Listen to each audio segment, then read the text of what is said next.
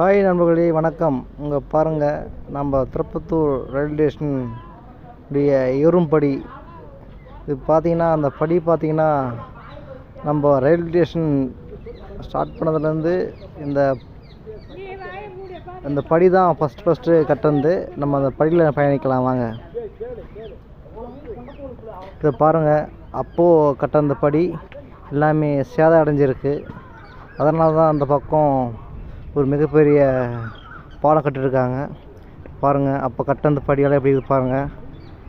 ரொம்ப நீளமாக இருக்கிறது. நம்ம மேலே ஏறிட்டு இருக்கோம் பாருங்கள், மேலே ஏறிட்டு இருக்கோம்.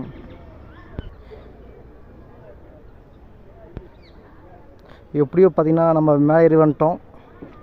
இதுதான் பார்த்திங்கன்னா பழைய பாலம். இந்த குறுகிய பாலமாக இருக்குது. அப்போது இருக்கிட்ட சூழ்நிலை இந்த பாலம்தான் இது வரைக்கும் நம்ம இப்போது பயனில் இருக்குது. இப்போ எப்படி சொல்கிறதுனா யூஸ் பண்ணியிருக்காங்க. நம்ம இந்த பக்கம் பார்த்திங்கன்னா நாம் பார்க்க போகிறது புதிய பாலத்தை நம்ம பார்க்க போகிறோம். இதை பாருங்கள், இதுதான் பார்த்திங்கன்னா திருப்பத்தூர் ரயில்வே ஸ்டேஷனில் புதுசாக கட்டினிக்கிற பாலம். பாருங்கள், ஜூம் பண்ணி பார்க்கலாம். பாருங்கள், ஒவ்வொன்றும் சிறப்பான முறையில் பாலத்தை கட்டியிருக்காங்க. இங்கே பாருங்கள், மொத்தம் 4 தண்டவாளம் இருக்குது. ஒன்று வரவும் ஒன்று போகவும்.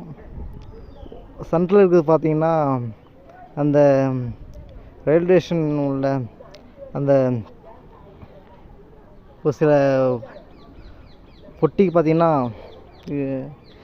நம்ம வரிசையாக போகிறத பார்த்துருப்போம். அந்த பொட்டி அந்த ஒரு தண்டவாளத்தில் மட்டும் பார்த்திங்கன்னா நம்ம சரக்கு எல்லாம் ஏற்றிட்டு போகிறதுக்கான ஒரு தனியாக ஒரு ரயில் வரும். அது போகிறதுக்கும் அந்த சரக்கு வரத்துக்கும் வழியாக இருக்குது.